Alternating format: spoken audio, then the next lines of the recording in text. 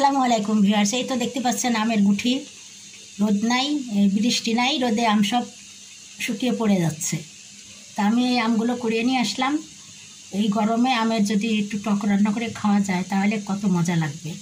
তা আমি আমগুলোকে কেটে দিয়ে ফিরে আসছি। আমগুলো কাটা হয়ে গেছে, একটু হলুদ লবণ মাখিয়ে দিয়েছি। এবার একটু পানি দিয়ে এটাকে সিদ্ধ করে নেব, তারপরে ফোড়ন দিয়ে দেবো।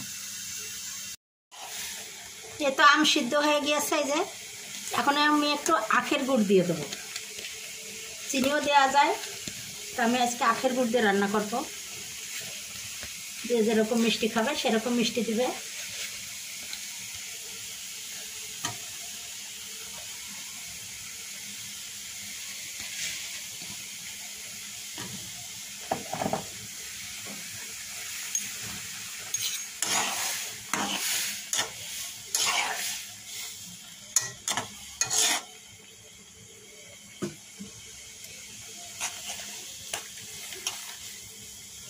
আমি ফোড়ন দিয়ে দেবো। আমি সেজন্য রসুন আর শুকনো মরিচ আর 5 ফোড়ন দিয়ে দিয়েছি, একটু ভেজে নিয়েছি। এখন সিদ্ধ করা আমগুলো ওর ভিতরে দিয়ে দেবো।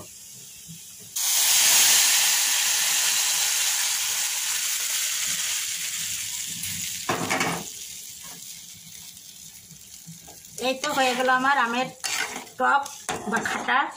এই গরমে সারাদিন ক্লান্তির পরে যদি একটু এই আমের দিয়ে ভাত খাওয়া যায় তাহলে শরীরটা বেশ ভালো লাগবে, গরম আর কতটা লাগবে না।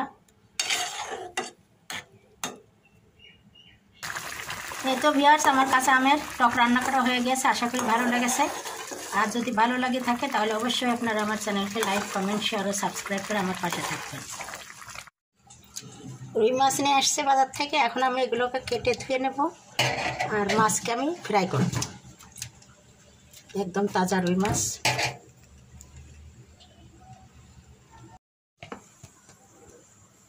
মাছ এই যে কেটে ধুয়ে হলুদ লবণ মাখিয়ে নিয়েছি, একটু মরিচের গুঁড়াও দিয়ে দিয়েছি। এখন আমি ফ্রাই করে নেব। দিয়ে দেবো।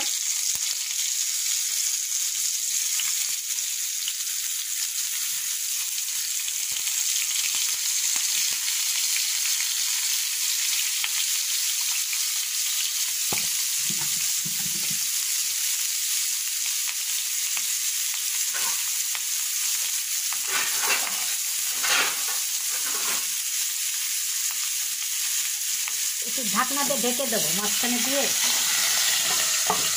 তাহলে তেল ছিটতে কম। ফ্রাই করে নেবো মাছগুলো। মাছগুলো ফ্রাই হয়ে গেছে। এবার পেঁয়াজ দিয়ে দেবো।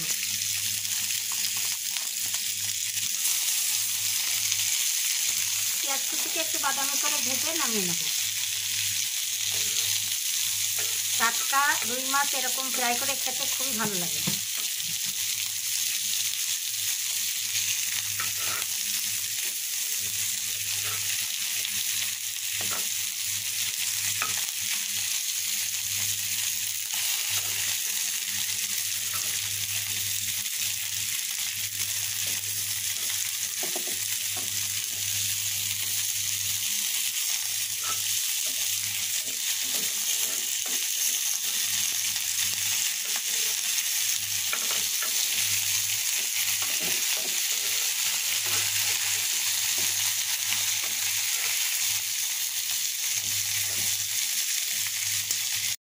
রুই মাছের ডিম ভুনা, মেলা ডিম ছিল, ডিমগুলোকে সিদ্ধ করে নিয়ে টমেটো সস দিয়ে ভুনে নিলাম।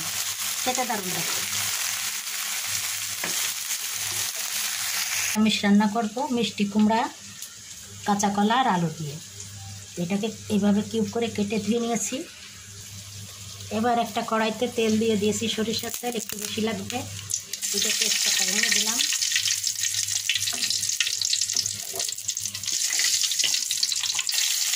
রসুন কুচি দিয়ে দিলাম।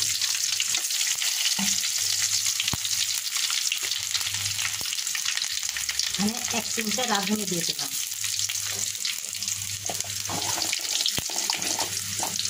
এবার আমি প্রথমে কলাগুলো দিয়ে দেবো।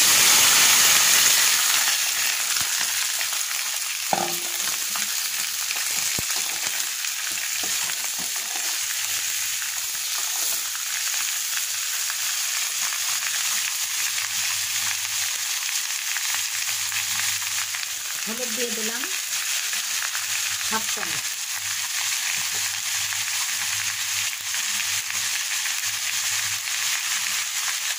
লবণ 1 চা চামচ,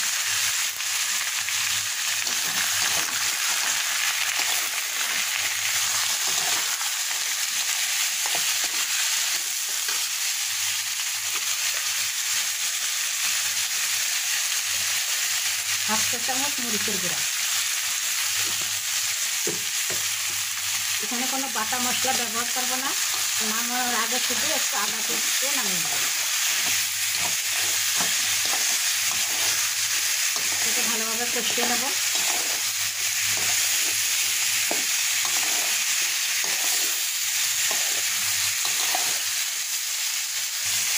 এবার মিষ্টি কুমড়োগুলো দিয়ে দেবো।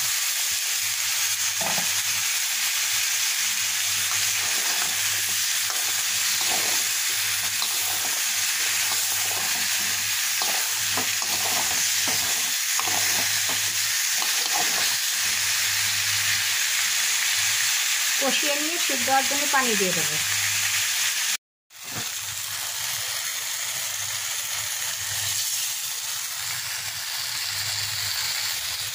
এই তো ভিউয়ার্স, আমার নিরামিষটি রান্না করা হয়ে গেছে, খেতে দারুণ লাগবে।